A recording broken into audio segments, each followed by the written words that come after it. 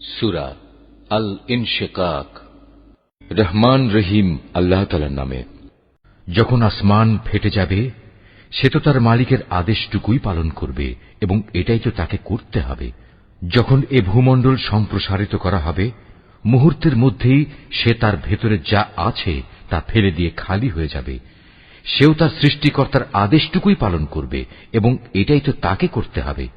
হে মানুষ, কঠোর পরিশ্রমের মধ্যে দিয়ে তুমি তোমার সৃষ্টিকর্তার দিকে এগিয়ে যাচ্ছ, অতঃপর তুমি তার সামনাসামনি হবে। তোমাদের মধ্যে যার আমলনামা তার ডান হাতে দেয়া হবে, তার হিসাব একান্ত সহজভাবেই গ্রহণ করা হবে। সে খুশিতে নিজ পরিবার পরিজনের কাছে ফিরে যাবে। আর যার আমলনামা তার পেছন দিক থেকে দেয়া হবে, সে তখন মৃত্যুকেই ডাকতে থাকবে। এভাবেই সে জ্বলন্ত আগুনে প্রবেশ করবে। অথচ দুনিয়ায় সে নিজ পরিবার পরিজনের মাঝে আনন্দে আত্মহারা ছিল। সে নিশ্চিত ভেবেছিল তাকে কখনো তার মালিকের কাছে ফিরতে হবে না। হ্যাঁ, আজ তাই হল। তার মালিক কিন্তু তার সব কার্যকলাপ পুঙ্খানুপুঙ্খভাবে দেখছিলেন। এই আয়াতটি যিনি তেলাওয়াত করবেন এবং যিনি এই আয়াতটির তেলাওয়াত শুনবেন, তাদের সবাইকে এখানে একটি সাজদা আদায় করতে হবে। এটা ওয়াজিব।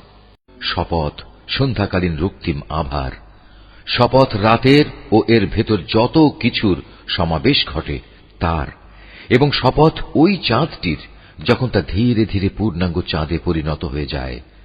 তোমাদের অবশ্যই দুনিয়ার একটি স্তর অতিক্রম করে মৃত্যুর আরেকটি স্তরের দিকে এগিয়ে যেতে হবে।